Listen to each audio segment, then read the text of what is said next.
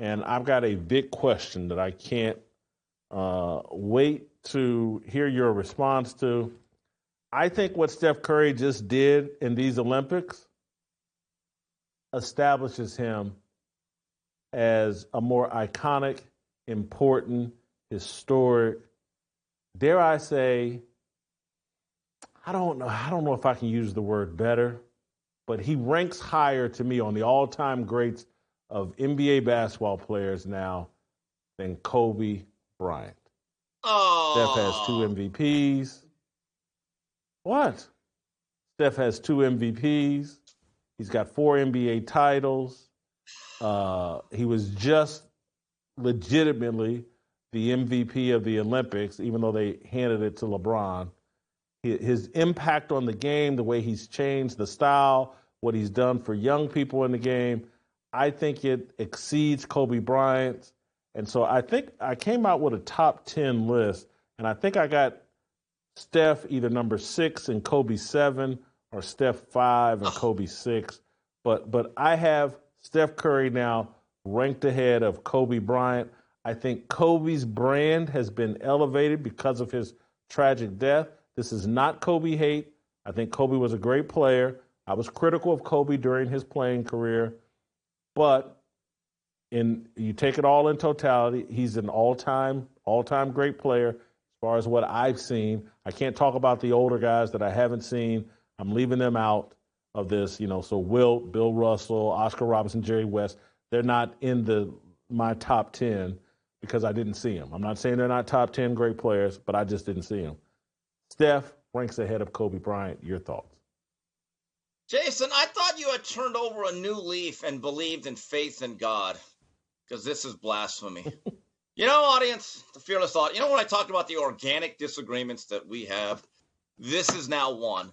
Jason, you are an Alcatraz because you are a prisoner of the moment. Now, will I say that Steph has had a bigger impact on the style of play with the analytics and the three-point shooting? No doubt. But when it comes to overall ability and achievements, it is still Kobe Bean Bryant. I think he's actually still underrated. And you talk about the MVPs. There was at least another 2 or 3 years that Kobe should have won it, especially in 2006 and maybe even 2007 when he had to carry some bad Laker teams post-Shaq where he had no help. I still remember his teammates being guys like Chris Mims, Smush Parker, guys of that ilk. They were role players. Some of the best basketball that Kobe ever played and that was ever seen, including the 81, him outscoring an NBA Finals team over 3 quarters, 63-62 against the Dallas Mavericks, will never be appreciated enough because it was a mediocre ball club, while Steph Curry was surrounded by more talent during this part of his career than Kobe was post-Shaq. And you take a look at the Olympics. Kobe was brought into 2008 for a specific reason. Team USA had started to lose too many games, and it was that man who came along to rescue them and take them to Fort Knox so once again they could find gold. And Kobe Bean Bryant overall on both sides of the court, because last I checked, there's 2 sides to this game, he's an infinitely better defensive player than Steph Curry, who at times has been a pylon. I love Steph Curry, regardless of what I said, but no, he is not better than Kobe Bean Bryant. Blasphemy, Whitlock. You're ashamed of yourself. Ashamed of yourself. I have no rebuttal to the fact that Kobe, far better defensive player than Steph Curry. I can't rebut that. Yes, you shouldn't. Impact on the game, impact on style of play, impact Agreed. In terms of importance to a franchise. I just don't know if you can really top what Steph Curry's done in this era where everybody just team hops. Steph and the consistent greatness of the Golden State Warriors over the course of his career has been incredible.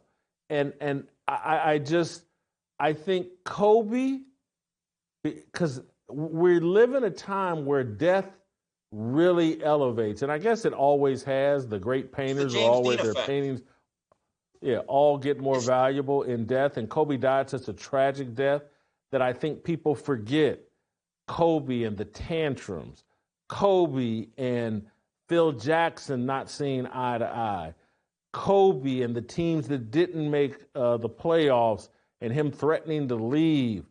He was just, in my view, far more of a headache and created some instability for the Lakers organization. I think Steph Curry would have found a way to squeeze another year or two out of his relationship with Shaquille O'Neal, and then we wouldn't even be having this conversation. We would be having a conversation about, hey, is Kobe really right there with Michael Jordan if he had been able to squeeze another year or two out of Shaq? I just, for those Jason, reasons, yeah.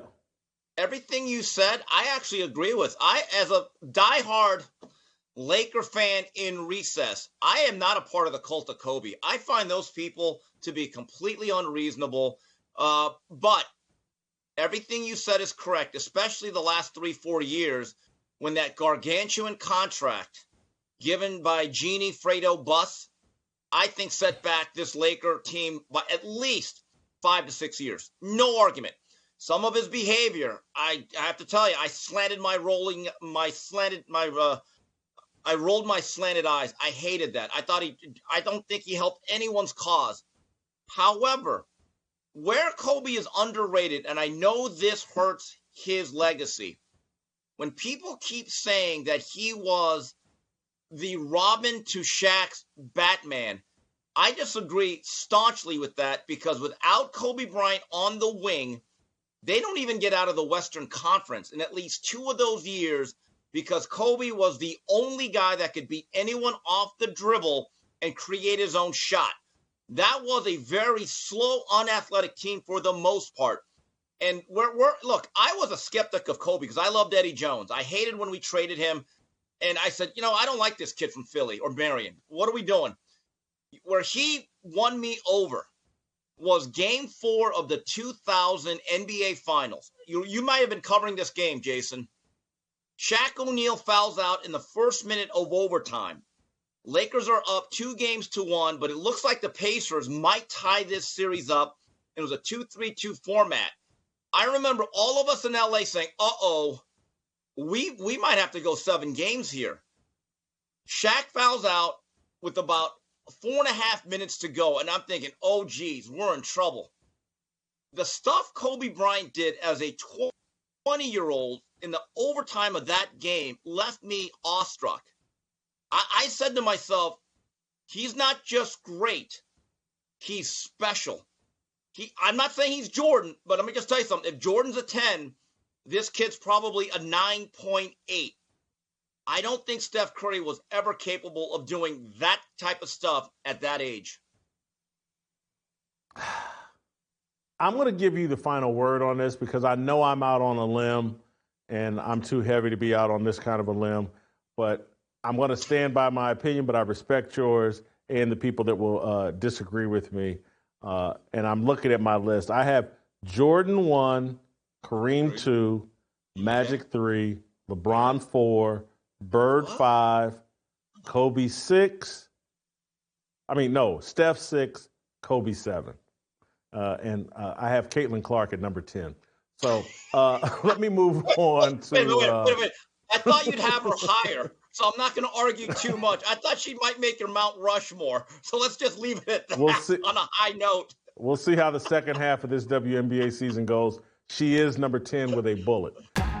Don't miss a second of Fearless. Hit that like button and subscribe to keep up with our latest content.